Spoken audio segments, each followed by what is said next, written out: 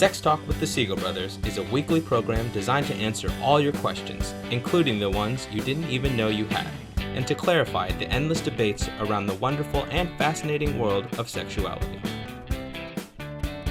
Join us for real talk about sex from two experts in the field. Richard and Larry Siegel have over 50 years of experience as sex therapists, educators, counselors, and researchers. The Siegel brothers are recognized around the world as trainers of medical and mental health professionals. Hello and welcome to Sex Talk with the Siegel Brothers. I'm Larry Siegel, a clinical sexologist and certified sexuality educator. And I'm Dr. Richard Siegel, a certified sex therapist and supervisor.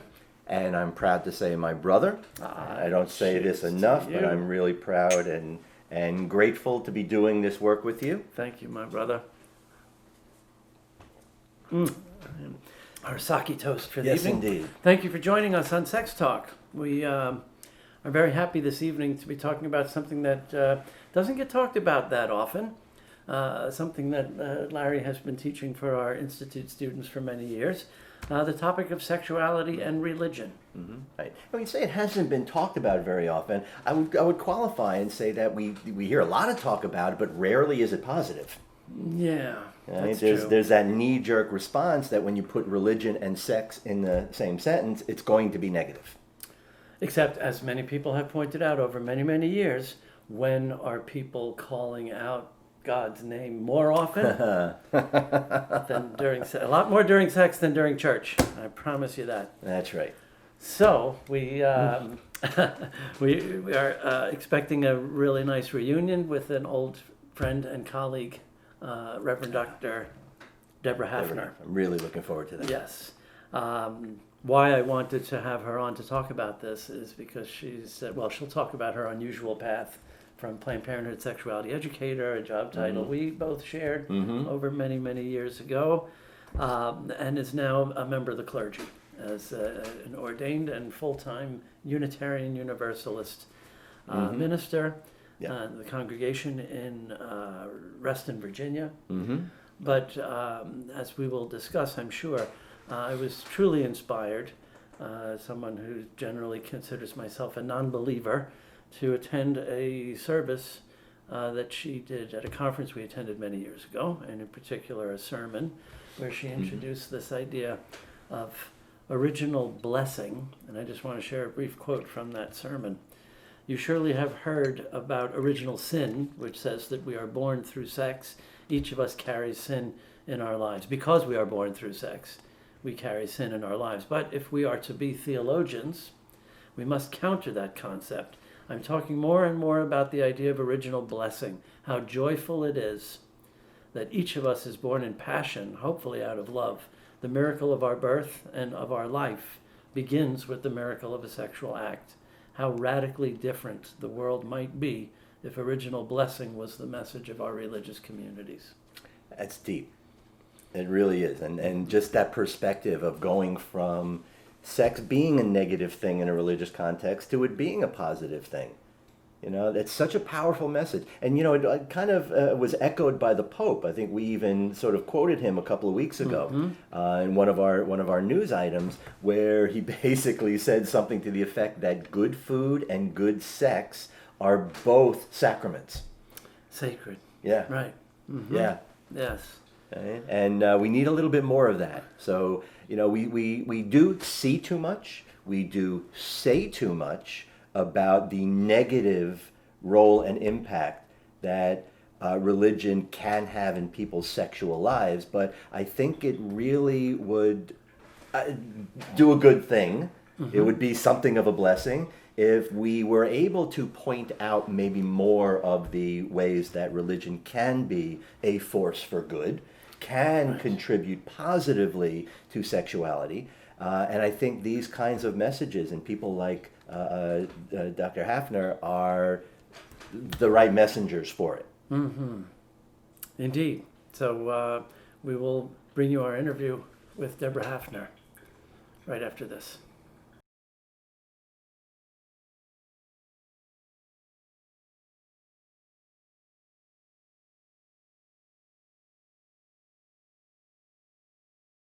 I'm Rachel Needle, co-director of Modern Sex Therapy Institutes. And Modern Sex Therapy Institutes is a continuing education provider. We provide continuing education for medical and mental health professionals around the world. And we have over 140 archived workshops on our website, so please check them out at www.modernsextherapyinstitutes.com. Also, we have a number of certification programs, including sex therapy, couples in sex therapy, LGBTQIA affirmative therapy, alternative relationships, transgender mental health care, medical sexology, sex education, and sex counselor certifications. In addition, we offer a PhD in clinical sexology. So please, again, go to our website, check out everything that we have to offer. A lot of our stuff is available solely online from the convenience of your own home or office. We do things live in 8 states and live via webinar as well. Welcome, Reverend Dr. Debra Haffner, dear old friend and colleague. It's been many years since we've seen you. Really happy to reconnect, and thanks for joining us this evening. Yes, indeed. I'm so glad to see you. Yes. Same here. And congratulations on From Diapers to Dating being translated into Chinese. Thank you. Mm-hmm. Yeah, it's really fun. It's in a year it sold 90,000 copies in China. So Nice. That's amazing. That Well, really it was one of those books here, one of those books that trained many sexuality educators here since 20 years.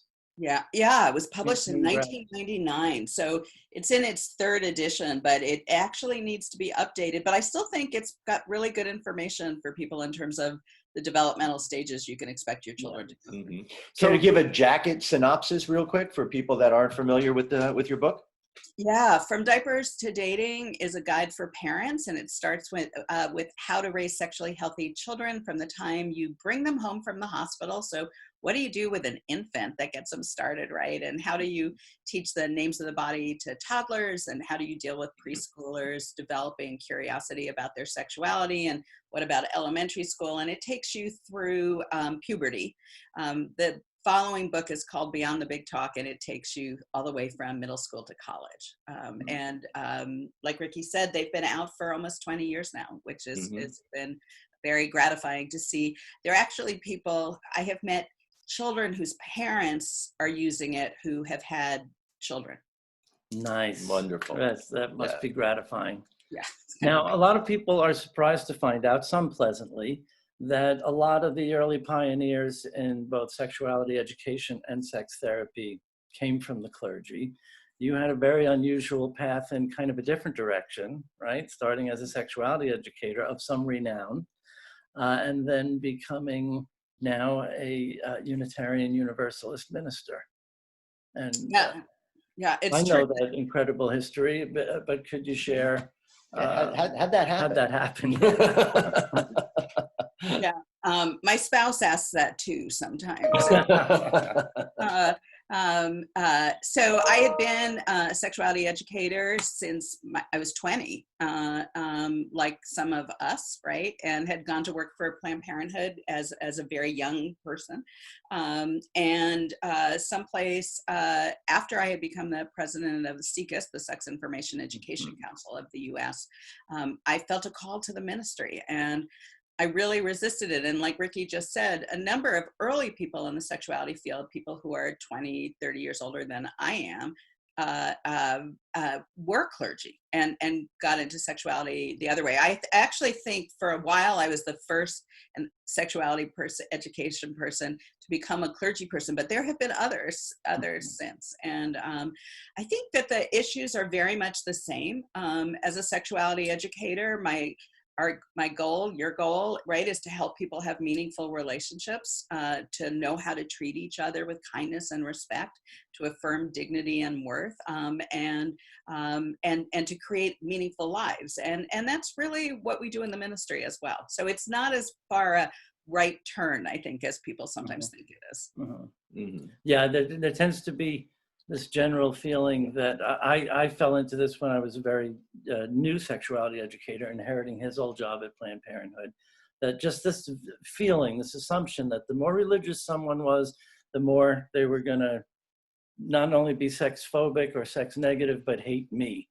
And very often that was affirmed, but more often and very happily, I had wonderful experiences with all kinds of denominations of Christians and Catholics and even Muslims, and of course, a handful of synagogues in Boca Raton and the surrounding areas we've been working with.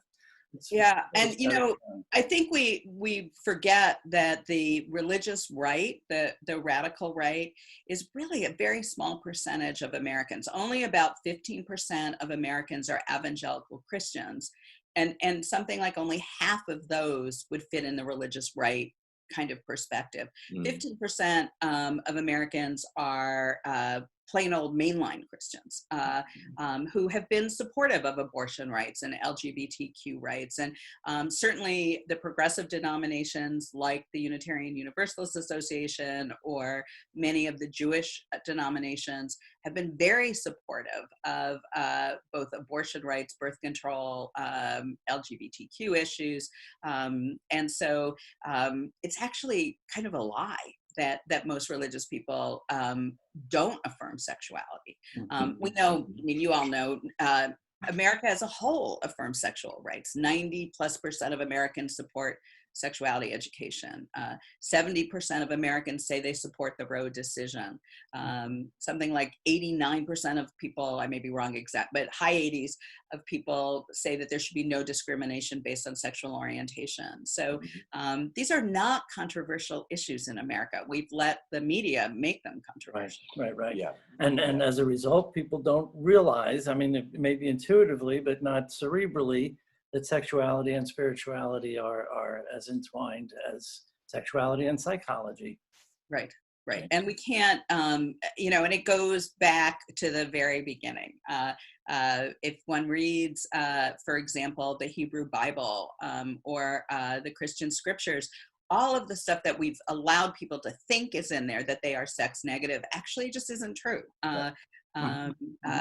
I'm fond of saying that, you know, every one of the patriarchs of the Bible, except for Isaac, were polygamous. They had multiple partners, including people they weren't married to. You know, the love ethic of the Christian scriptures is not an exclusive. If anything, it's all about inclusion and loving everyone. And so these texts have been badly used by, again, a small swath of people, but who unfortunately have had a microphone in America. Yeah, and I think it also helps create this image, and you know, this small percentage of people that are incredibly loud have really, in a sense, helped create a perception that virtually all religions are sort of monolithic in their sex negativity. When, you know, I don't know that there's any religion that at the very least isn't split on every one of these issues. You're going to have people that are on the, you know, the far right part of the spectrum, but there's always going to be people who are on the far left of the spectrum as well. And I would say most people in most religions are probably somewhere in between. And it actually, if you look at the Catholic Church, if you look at basic Jewish texts, if you look at the idea of sexuality being a gift from the Creator is very present. How you're allowed to use it, you know, there's different interpretations. Well, we talked a couple weeks ago how impressed we were with the Pope. He had some rather surprisingly sex positive things to say about sacredness. But I would be remiss if I didn't bring this up, because I've quoted you so many times since I was so inspired at by attending your early morning service at an ASEC conference in 2006. Wow. I could count on one hand the number of services this belligerent atheist has voluntarily attended that wasn't about a wedding or a bar mitzvah or a funeral. And I quoted earlier your concept that was so mind-blowing at the time that I had to get your permission to immediately incorporate it into the ethics workshops that we had been doing for sexuality educators at ASEC conferences for many years. The idea of original blessing rather than this burden of original sin. So your viewers may not know that Augustine in the 4th century created this concept of original sin. There's nothing biblical about original sin. And this is the idea that because Eve sinned and because future and I'm quoting that, I'm air quoting that, that sin is passed down through the very act of sex itself. And I think if you actually read the Genesis stories, and they're actually wonderful stories, I love my Bible stories, that instead of thinking about this as original sin, the moment where, in fact, Genesis 2 ends and they were naked and not ashamed, and therefore a man shall cleave unto his wife and they shall become one flesh. Mm-hmm. And there's no discussion of procreation in Genesis 2. Mm-hmm. And then they're in the garden and the tree of knowledge is the tree they're not supposed to eat from. I've never quite understood that. Like, why wouldn't God have wanted them? I know why. Keep people stupid. The ancient text was really explaining that, because it was the angels who persuaded God to forbid them from eating from the tree of knowledge, because then they would be aware of the tree of life. And if they ate off that, they would become immortal. And the angels were pretty adamant. They really they could put a hard sell on God that only God and the angels should be immortal. Okay, so that's called midrash. That's not in the text itself. That's people. Yeah, the text around it. Yeah, surrounding it. But the fact is that when they ate of knowledge, there's this moment in the text where actually, when Eve gives him the apple, and she has knowledge before he does, which I think of as this very empowering moment for women. And then he eats, and then they realize that they're naked, and then they go on and they start having sex. And they leave. Thank God they left the garden, right? I mean, this idea that we have to go back to the Garden of Eden. Well, actually, I kind of like the Garden of in the Song of Solomon much better. Yeah. And that they were able to have life, right? That life and knowledge. I mean, so I like to talk about that as original blessing. Matthew Fox, who's a Roman Catholic theologian, wrote a book about that. I did not create the words original blessing, but he didn't talk about it the same way I did. To me, it was, I think we can look at it as that knowledge of sexuality, that experience of sexuality. What a blessed gift we've been given, right? Mm-hmm. And your work for so many years, and part of my work for many years, and still part of my work now, is we want people to experience their sexuality with holiness, and with respect, and with an honoring of its power, so that people can make healthy, responsible decisions. Nice. Right. That was a little sermon, wasn't it? Yeah. I'm still charmed. After you still do it to me. Indeed. I want to run something by you. This is something that I think about a lot, and I look at, and when I do read that, especially Genesis 1, which is what most people will cite, and again what they look at as that original sin, I can't help but read that and let my eyes follow exactly which words is the point that God got angry. And in my take on this, it's, again, I think the Catholic version is really about disobedience. Mm-hmm. Yet I kind of look at this as one of the greatest and longest standing ironies in history, because I see it as the thing that supposedly got them in trouble was exactly what most religions continue to perpetuate. And it really comes down to discomfort with their nakedness. Because God did not get angry until they covered up. And a lot of the things that I've read over the years in terms of the origin of the term sin, it really was about selfishness. It wasn't that sort of moral judgment that Augustine put on it. So the selfishness, and I read that as they made their discomfort over being naked more important than what God bestowed upon them. And then when they covered up, that was kind of the slap in the face to God. And I can't help but see the irony of how many religions perpetuate that very thing. So, Augustine is a really interesting person. And for your viewers, a fascinating thing is to actually pick up a copy of the Confessions and read it, particularly those of you who might be Catholic or and have been taught the Augustine sex negative point of view. So Augustine's an incredible libertine. He's having sex with lots of people. And he has a woman he's in love with, who his mother, who's Monica, who's incredibly strong-willed, won't let him marry. He brings this woman from North Africa. She has his baby. And again, mom steps in and is like, yeah, hell no. Like, you're not going with, and it is only after he has this strange experience with the Bible where he opens the Bible and it says something, I can't remember exactly what it says, but it says to him, sin no more, sex no more.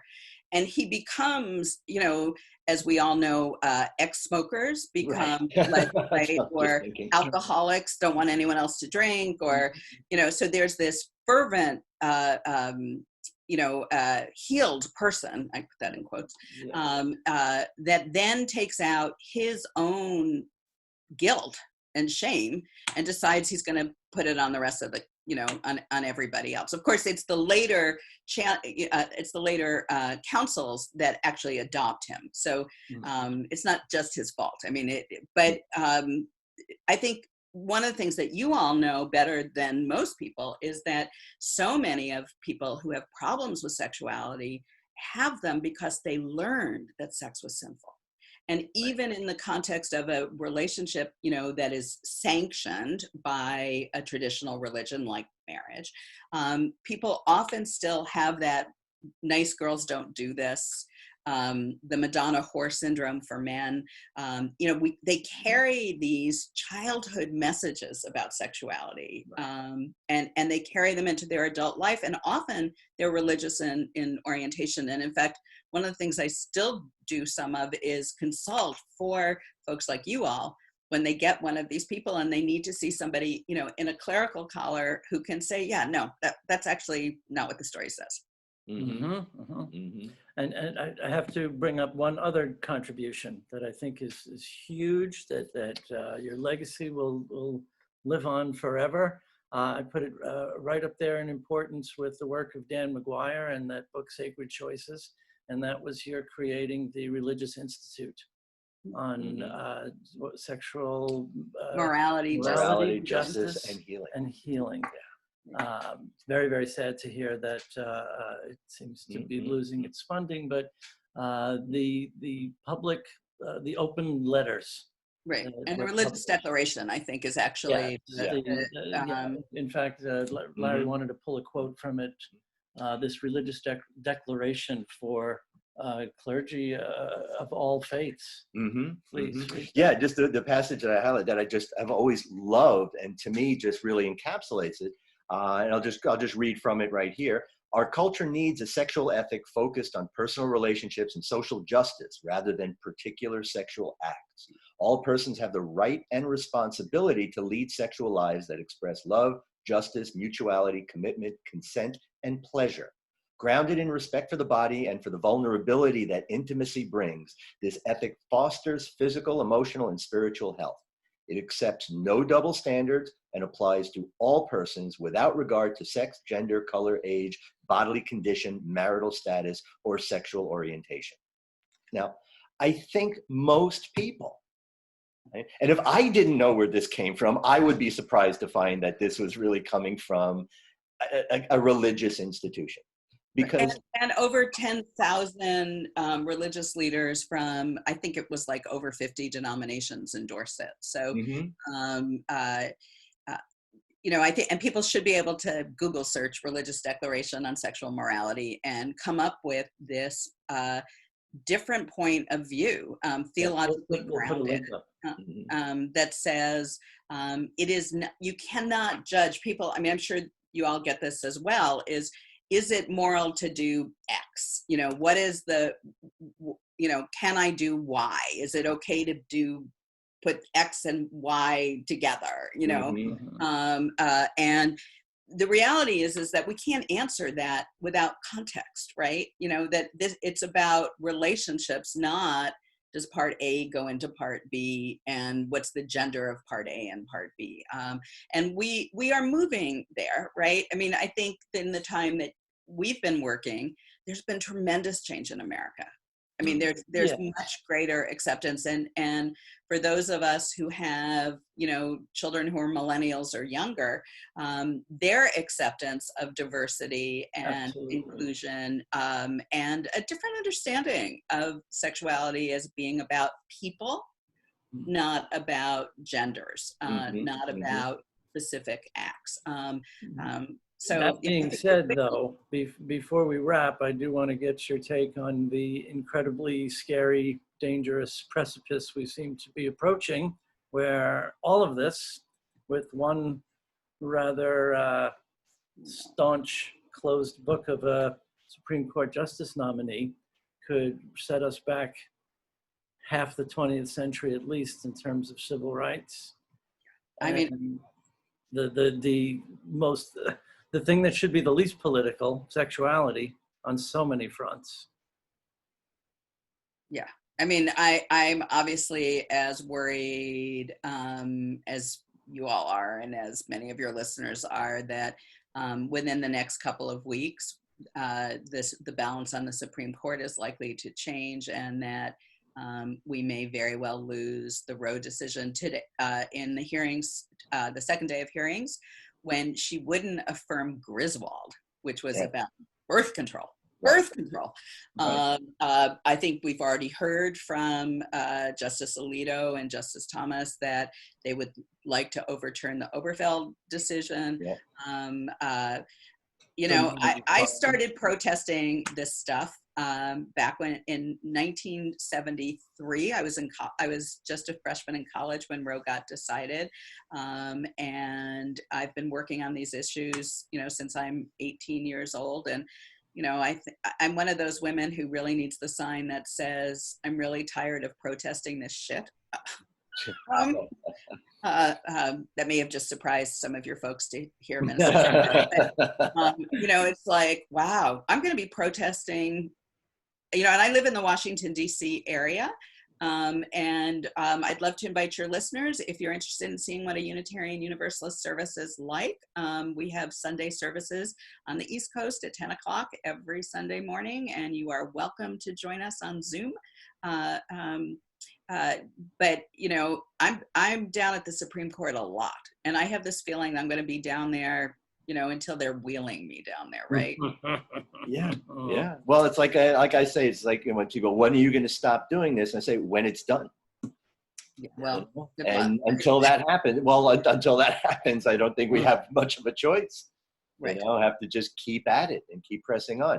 And I know we have to start bringing this around to a close, but I do want to ask you for one thing for people who are listening, because you kind of alluded to it as well, that we know so many sexual issues, from erectile dysfunction to painful intercourse to what is called sex addiction and all this kind of stuff. Something that underlies so many issues that people have with sex and sexuality is that religious guilt. Is there kind of along the lines of an elevator pitch that you can sort of give people who are watching and listening, just how they can start maybe to think about ways of resolving that guilt for themselves?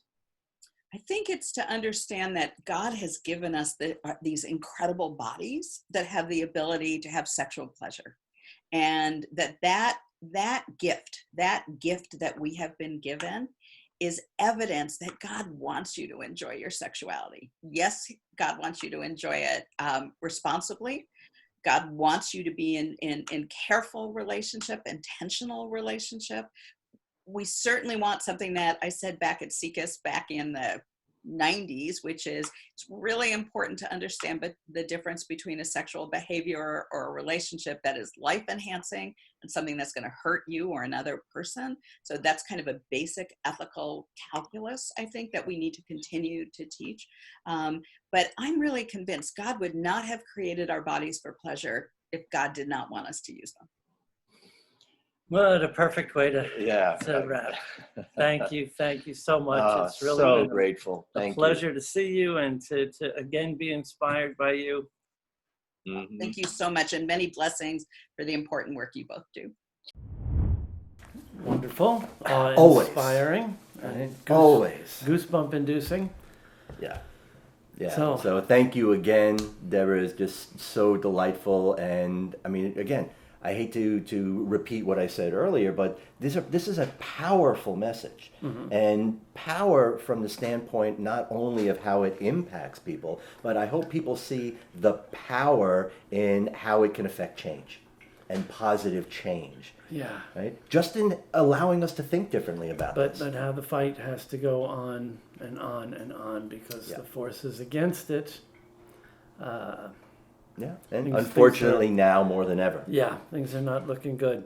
So I wanted to end with another quote from Reverend Haffner's sermon, where she quotes another theologian named Rebecca Parker, who wrote that sex, of course, can be life's most delightful means of grace, reminding us of our creative power, our connection to all life, and our sheer delight in being.